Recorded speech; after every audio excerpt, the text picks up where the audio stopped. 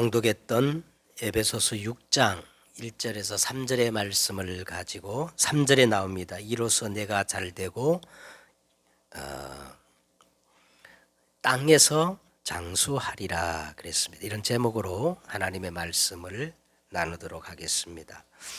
오늘 본문의 말씀은 우리가 너무나 익숙한 본문입니다. 왜냐하면 이제 해마다 5월달 되면 가정 주간이 되면 많이 이제 인용하는 본문이지요.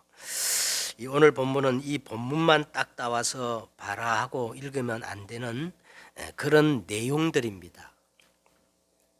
전체 문맥을 흐름을 가지고 또 영적인 비밀을 가지고 오늘 본문을 보아야 오늘 본문을 제대로 이해할 수가 있는 겁니다. 예를 들면 우리가 지난 시간에 살펴보았던 에베소서 5장 18절 대전제 술 취하지 말라 이는 방탕한 것이니 오직 성령으로 충만함을 받으라.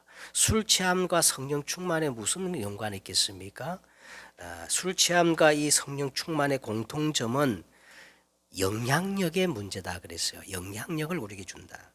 다시 말해서 무엇의 영향력 아래 놓여 있고 누구를 의지하고 살아가느냐의 문제라는 거지요. 자, 이것을 우리는 이렇게 표현합니다. 영적 상태, 또 영적 테두리, 영적 바운다리라고 해도 상관이 없을 겁니다. 질병이라는 바운다리, 그 테두리 속에 있으면 언젠가는 반드시 암이 생기고 그리고 아플 수밖에 없겠지요. 마찬가지로 우리가 사단의 영향권, 이 사단의 바운다리에 있으면 반드시 언젠가는요 인간에게 돌이킬 수 없는 멸망, 영적 문제가 다가올 수밖에 없어요. 반대로 성령의 바운다리 그 속에 있으면 어떤 일이 생길까요? 그게 우리가 지난주에 말씀을 나눈 내용들입니다. 5장 19절에서 22절에 이런 사람들에게 나타나는 삶의 특징들이 열거되고 있는데 시와 찬송과 신령한 노래들로 서로 화답하며 너희의 마음으로 주께 노래하며 찬송하며 범사의 우리 주 예수 그리스도의 이름으로 항상 아버지 하나님께 감사하며 그리스도를 경외함으로 피차 복종하라. 여기에 보면 성령의 영향력 아래 놓인 사람, 다시 말하면 성령의 테두리, 성령의 이 바운다리 속에 있는 성령 충만한 사람들의 그 삶의 정황이 이제 세 가지로 나옵니다. 그래서 먼저 우리가 서론적으로 이 성령의 바운다리 속에 있는 사람, 오직 성령 충만한 사람에게 나타나는 증거 세 가지가 첫째 뭐였어요?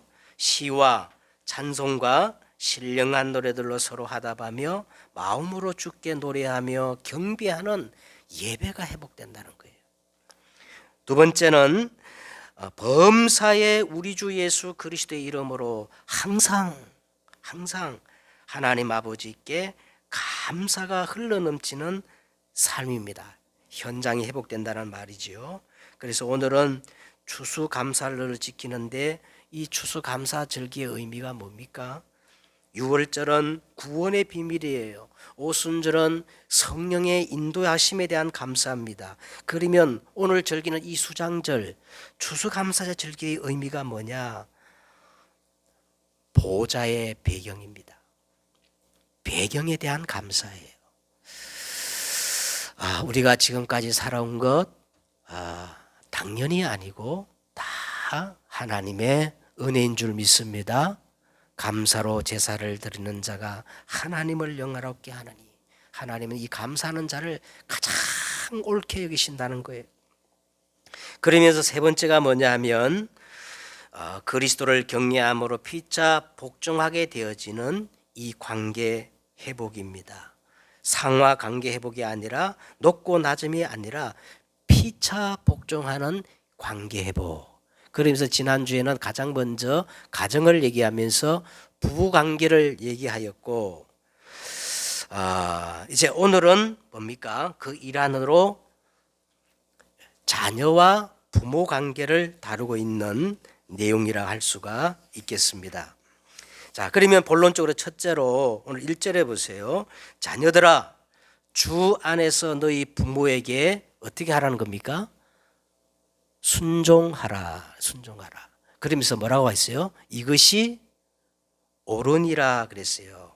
이 옳다는 말은 것은 우리가 지금 일반적으로 생각하는 윤리 도덕적으로 옳다는 말씀도 포함되어 있지만은 오늘 본문은 그것만이 아니고 더 깊은 의미가 있는 겁니다.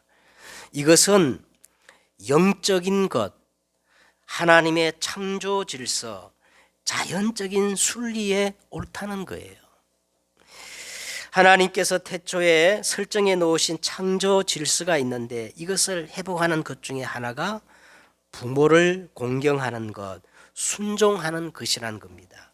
그래서 부모 순종의 문제, 부모 공경의 문제는 단순한 윤리 도덕적 문제가 아니라 영적인 문제, 영적인 이 바운다리, 영적인 영향력을 받는 아주 밀접한 연관이 있다는 것을 여러분 오늘 본문을 통해서 놓치면 안 됩니다.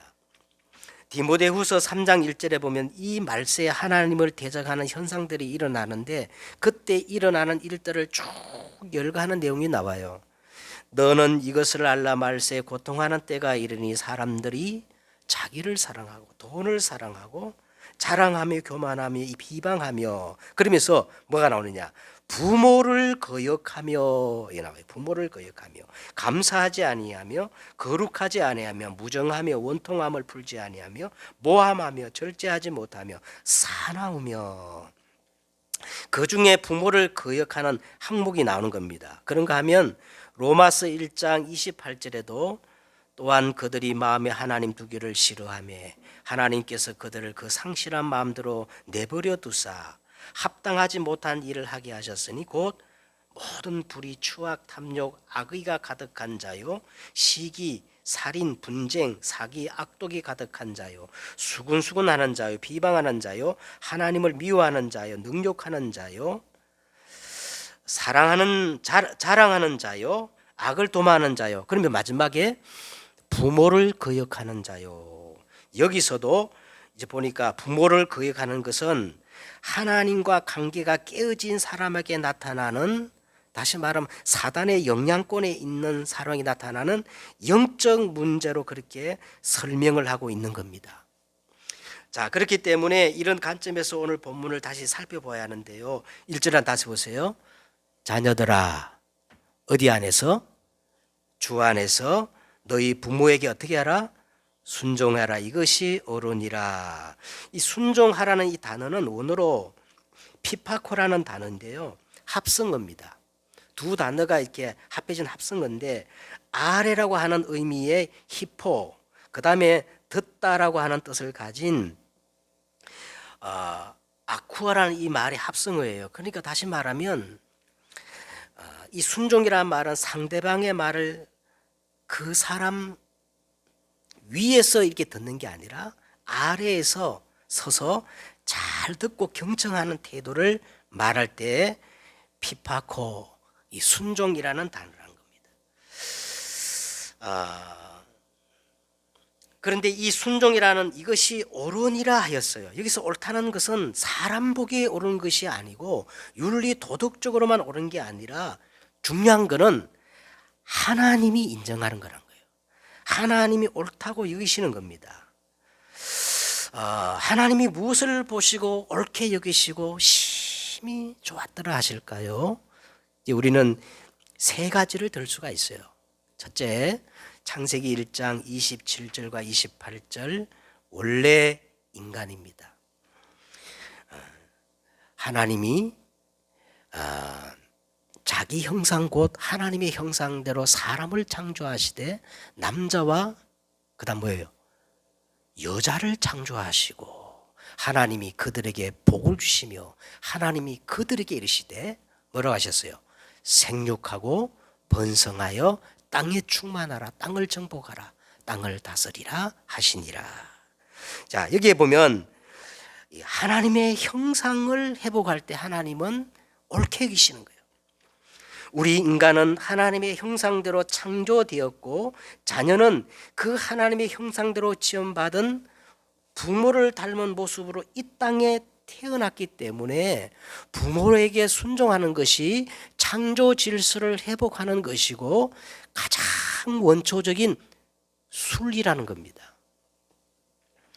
그러면서 하나님이 자기 형상 곧 하나님의 형상대로 사람을 창조하시되 남자와 여자를 창조하시고 이런 사람에게요 보면 하나님이 그들에게 복을 주시며 하나님이 그들에게 이르시되 재차 반복되라고 말씀을 하셔서 그만큼 하나님께서 옳게 보신다는 거예요.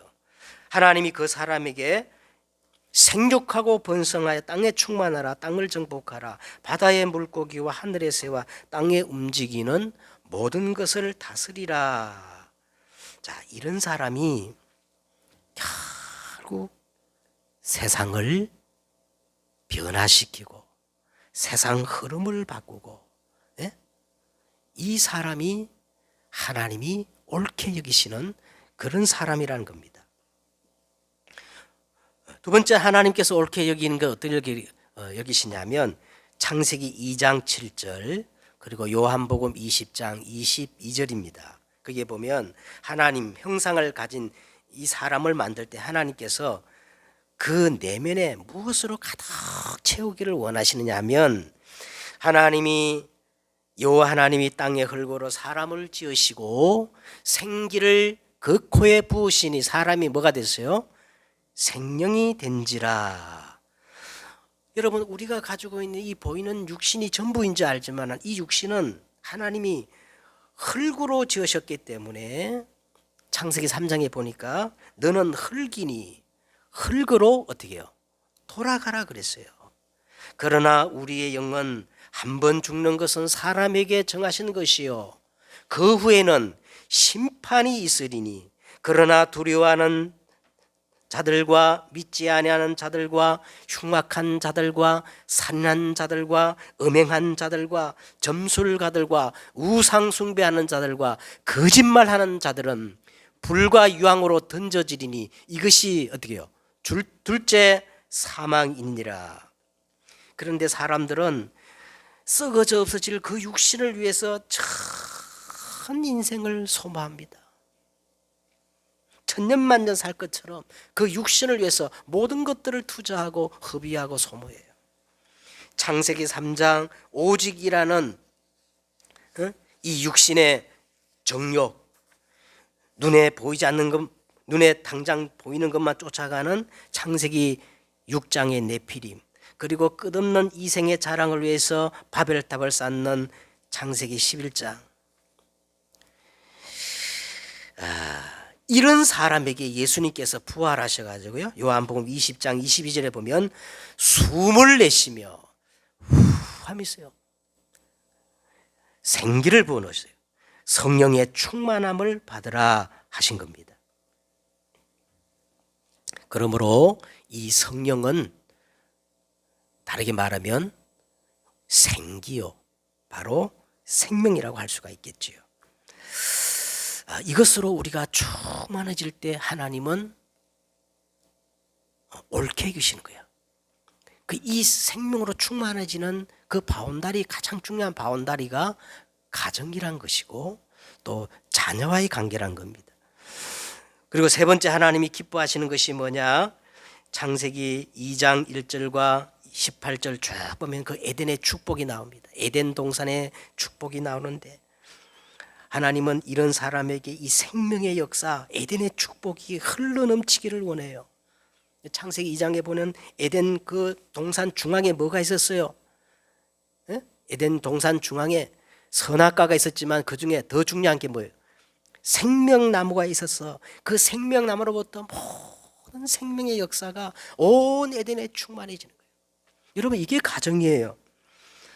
이 에덴에는 내강이 발원합니다. 그 내강이 안에는 놀라운 비밀이 다 있죠. 내강이 발원하는데 그 내강이 온 땅을 적시고, 다시 말하면 이 에덴의 축복 속에 하나님이 가정을 두시고 하나님은 이 가정을 통해 이 에덴의 축복이 흘러 넘치기를 원하시는 거예요. 이게 하나님께서 옳게 여기시는 겁니다. 그래서 얼마나 우리에게 가정이 중요한지를 몰라요. 가정은 구원의 모형이고 임마누엘의 모형이고 천국의 비밀이라고 지난주에 말씀을 드렸습니다. 자, 두 번째 2절을 보세요. 2절에 보면 아버지와 어머니를 공경하라. 이것은 뭐라 그랬습니까? 약속 있는 첫 계명이니. 하나님의 계명이 많지만은 그 중에 가장 약속 있는 첫 계명이라는 거예요. 1절에 이제 보면 순종이라 했고요. 2절에는 이제 이 부모에 대해서 회복할 것이 한 가지가 더 있는데 뭐라 그랬어요? 1절에는 순종이라 했고 2절에는 뭐라 그랬어요? 공경이라 그랬어요. 공경. 여기에 나오는 공경이라는 단어는 다마오라는 단어인데 이 단어는 전쟁을 배경으로 한 용어입니다. 이 전쟁에서 승리하고 난 뒤에 얻은 전리품을 그 공로를 따라서 나눠줄 때 그 공로를 치하할 때 사용하는 단어가 이 다마오라는 단어인데요. 이런 배경 속에서 이 단어를 살펴보면 공경이라는 이 단어는 그 가치를 인정해 주다라는 뜻이 있어요. 혹은 합당한 값을 책정하여 돌려주다라는 의미가 있는 거예요. 여러분 아무리 모자라는 부모라 해도 여러분 그 부모님의 공로를 가치를 인정하라는 거예요. 이게 공로라는 뜻입니다. 공경이라는 말은 부모라는 존재의 가치를 인정해 드리라는 그런 의미를 갖고 있는데 1절의 이 순종이라는 말은 겉으로 드러난 외적인 이 태도라고 말한다면 이 두 번째 나오는 공경은 부모를 대하는 우리의 내적 마음 태도라고 그렇게 말씀을 드릴 수가 있습니다. 또 한 가지 우리가 절대로 빠뜨리면 안 되는 게 뭐냐 하면 자 1절에 보면 무슨 전제가 있느냐 하면 부모에게 순종하되 부모에게 공경하되 어디 안에서 순종하고 공경하라는 겁니까? 어디 안에서? 굉장한 존재가 있는데 주 안에서 그랬어요. 주 안에서. 원어로 보면 엔크리토스라고 그래요. 엔크리토스. 인크리스토스. 이 엔이라는 전치사는요. 무엇 때문이라는 뜻이 있어요. 그러니까 우리말처럼 그냥 주 안에서 번역하기보다도 주님 때문에 이렇게 번역하는 것이 원문에 가까워요. 주님 때문에. 그러면 부모를 공경하라 했을 때 왜 공경해야 되느냐?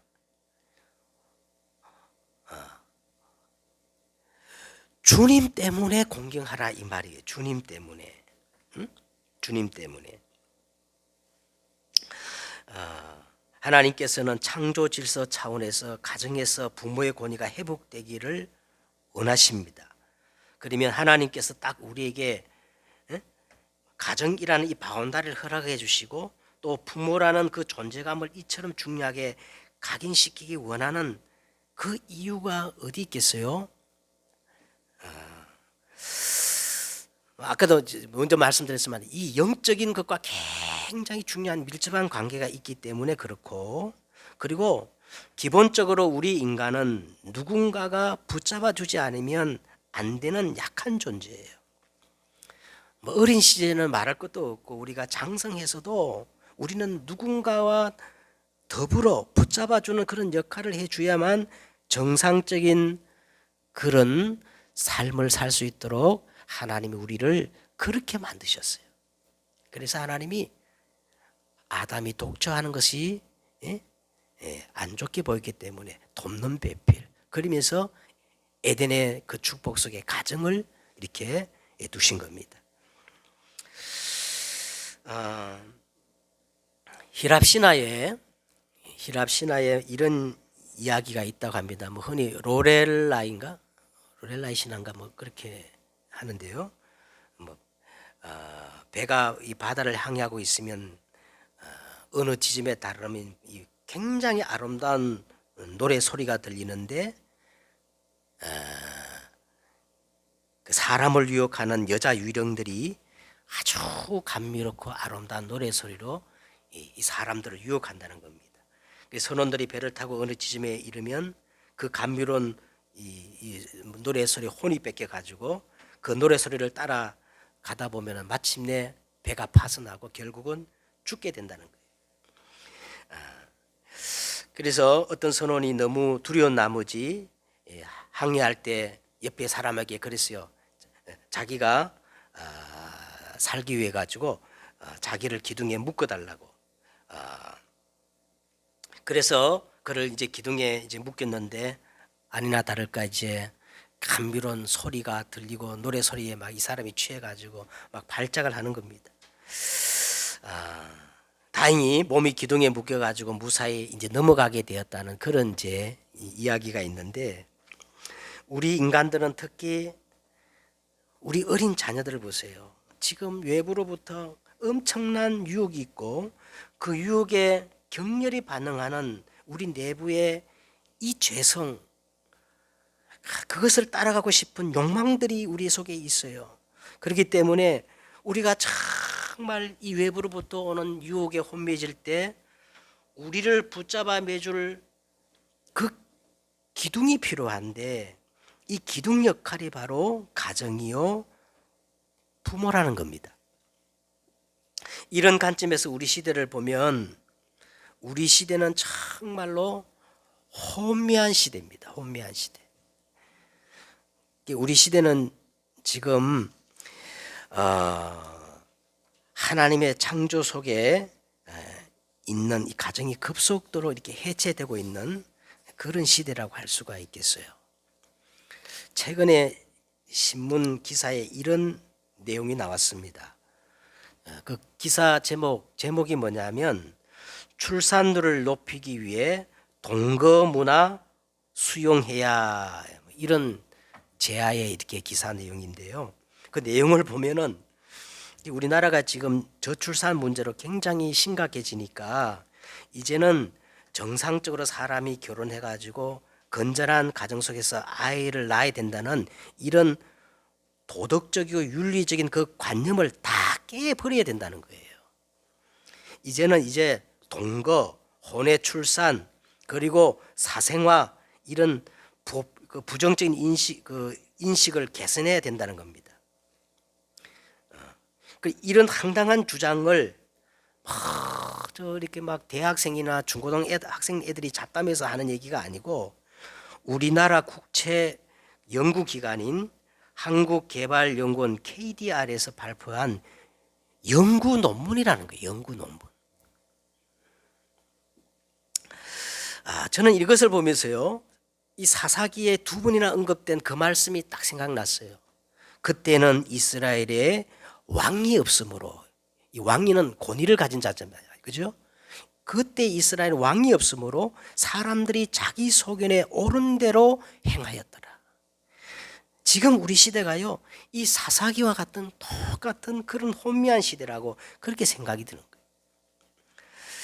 우리 시대를 흔히 사람들이 다원주의, 포스트 모던 시대라 그러지 않습니까? 여러분, 이 포스트 모던 시대는 크게 두 가지 특징이 있어요. 하나는 뭐냐? 탈권위주의입니다. 탈권위주의.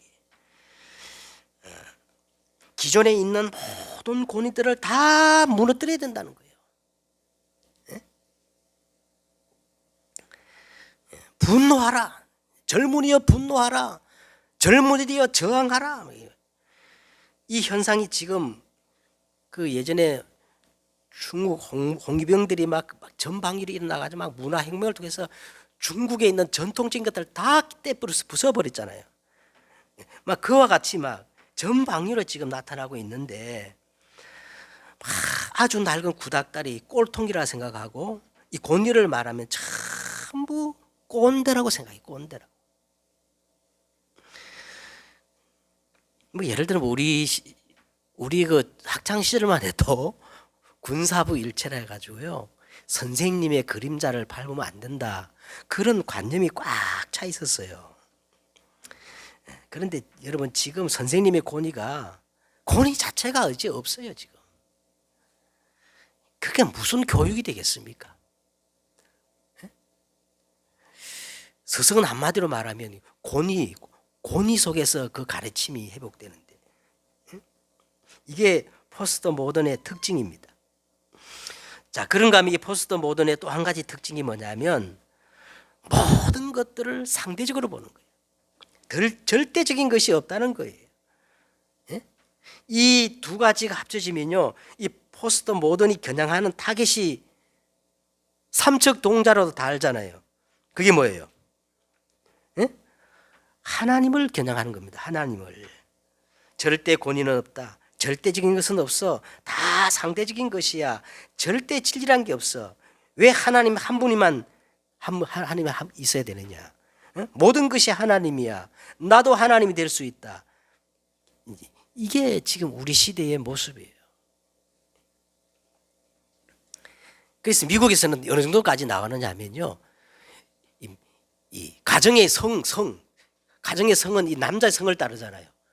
그거를 다 바꿔야 된다는 거예요. 예?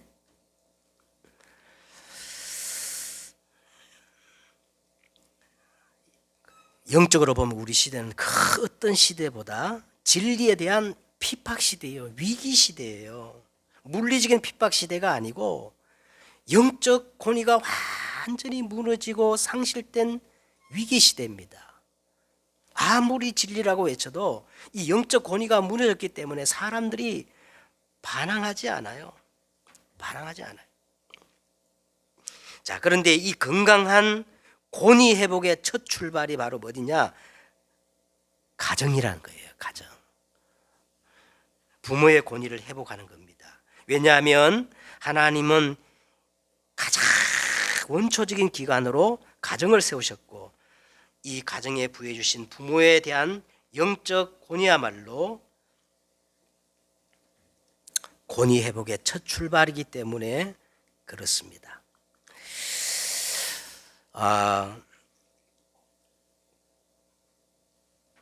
자, 여기서 우리는 이제 두 가지 노력을 좀 해야 되는데, 자녀로서 부모의 권위를 복귀시켜 드려야 돼요. 잠언서 23장 22절에 이런 말씀이 있습니다. 너를 낳은 아비에게 청종하고 내 늙은 어미를 경히 여기지 말라. 무슨 말이냐면 겉으로 보이는 그 무엇 때문에 부모를 공경하지 말고 주 안에서 더 정확한 말로 하면 주님 때문에 내가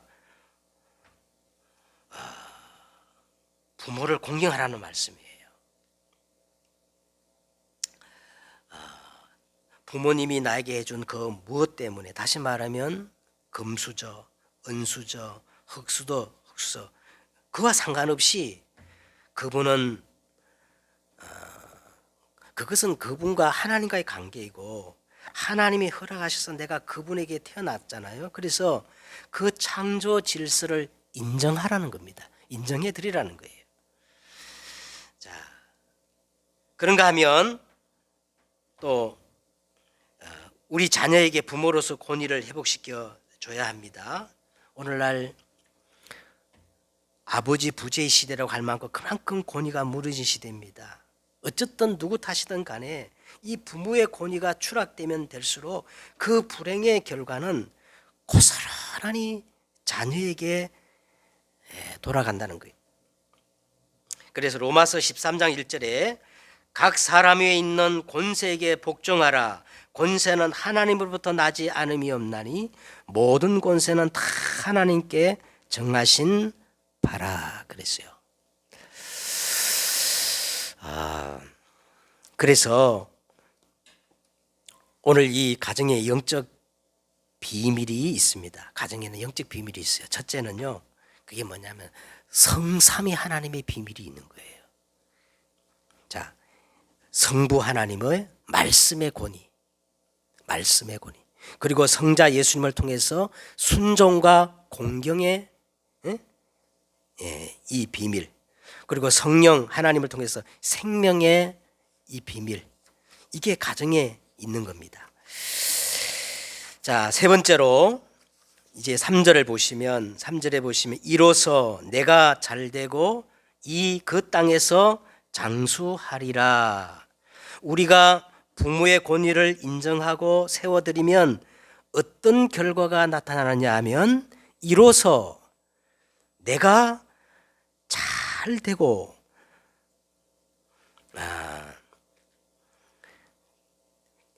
우리 성경에는 땅이라 그랬잖아요. 땅에서 잘 된다 그랬죠. 근데 제가 그 땅이라고 해요. 원래 원어적으로 보면 그 땅입니다. 그 땅에서 잘 되고 장수하리라. 예? 자, 왜 그러고 하냐면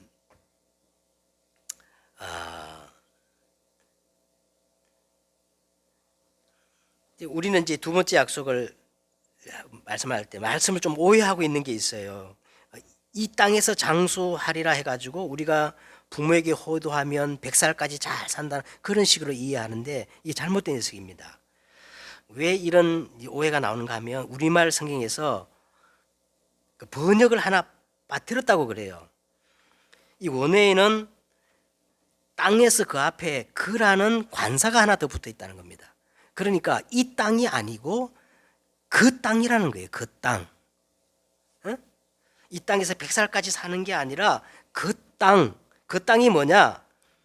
하나님 나라를 꿈꿀 수 있다는 거예요. 하나님 나라가 실현된다는 거예요. 그 땅. 하나님의 나라가 임하면 25시의 시간표가 오게 되고 그것이 영원이라는 시간표로 들어가는 겁니다. 그래서 이로써 내가 잘 되고 그 땅에서 장수하리라. 이 말은 하나님 나라의 비밀을 우리가 정말 실현시키는데 그만큼 가정이 중요하고 자식과 부모의 이 관계가 아주 중요하다는 거지요. 그래서 이로써 내가 잘 되고 그 땅에서 장수하리라. 다시 말하면 하나님 나라의 일, 천국이 임한다는 거예요. 그게 뭡니까? 보좌의 축복, 시공간 초월, 237의 빛이 회복되는 것입니다. 자, 이제 우리가 말씀을 맺도록 하겠습니다. 저는 오늘 이 3절을 보면서 이로써 내가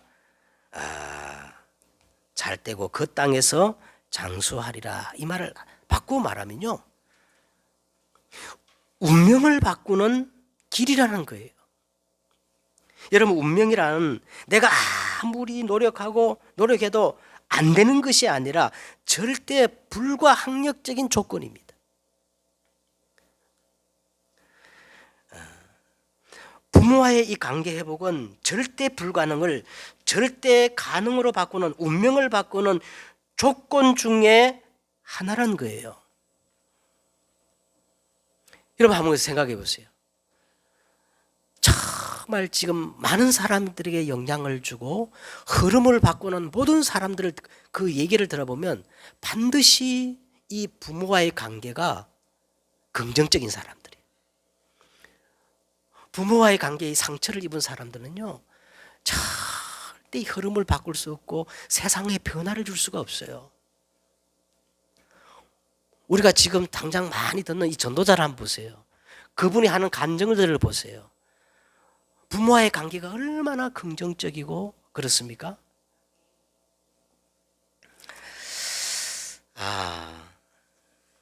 자, 그래서 먼저 우리가 이 운명에서 벗어나 운명을 바꿔야 됩니다. 네? 어떻게? 이로써 내가 잘 되고 이 땅에서 장수하게 되는 이 운명을 바꾸는 가장 첫 번째 조건이 오늘 뭐냐? 주 안에서. 주 안에서. 성삼위 하나님의 비밀입니다. 네? 성삼위 하나님의 이 비밀, 이 오력이 우리 가정을 통해서 이 비밀이 숨겨져 있거든요. 그 권위 속에 있다는 겁니다. 이 권위를 정말 내가 인정하고 순종과 공경이 있다. 이게 생명력이 있단 말이죠. 그 다음에 이제 우리는 이 비밀을 가정이라는 이 바운다리, 이 영적 바운다리 속에 9가지 인생 편집을 해야 됩니다. 9가지 세팅. 자, 그러면 이 사람을 통하여 3시대 주역이 될 줄 믿습니다. 제가 이 3시대 그랬는데 이런 말을 그냥 하면 될까 싶은데 어쩔 수 없어요, 여러분. 이게 메시지 흐름이니까. 어제 핵심 들으신 분들은 다 알 겁니다. 3시대 주역이 된다. 그러면 3시대가 뭐냐? 여러분 핵심을 꼭 참고해 주시고, 내가 이렇게 말하면 우리 성도들이 이해할까 싶어도, 그래서 여러분 말씀 붙잡고 기도하셔야 됩니다. 자, 운명을 바꾸라. 첫째는 주 안에서 성삼위 하나님의 비밀. 이 비밀이 가정이란 부모와의 관계 속에 있다는 거예요. 이걸 바운다리 삼아가지고 우리 인생 편집 9가지 세팅을 해라. 그러면 흐름을 바꾸는, 시대를 바꾸는, 세상 조류를 바꾸는 3시대의 주역이 될 수 있을 줄 믿습니다. 승리하는 여러분 되시기를 주 예수 그리스도의 이름으로 축원드립니다. 기도하겠습니다. 하나님 감사합니다. 하나님이 보시기에 가장 옳게 여기시는 것, 그리고 약속 있는 첫 번째 계명, 그 나라에서 잘되고 장수하는 비결, 운명을 바꾸는 이 비밀, 이것이 가정 안에 있고 관계 속에 있다고 주님 말씀하셨습니다. 오늘 이것을 가지고 내 인생 편집 9가지 세팅을 통하여 흐름을 바꾸고 시대 조류를 바꾸는 빛의 주역이 될 수 있도록 주님 축복해 주옵소서. 주 예수 그리스도의 이름으로 기도드렸사옵나이다. 아멘.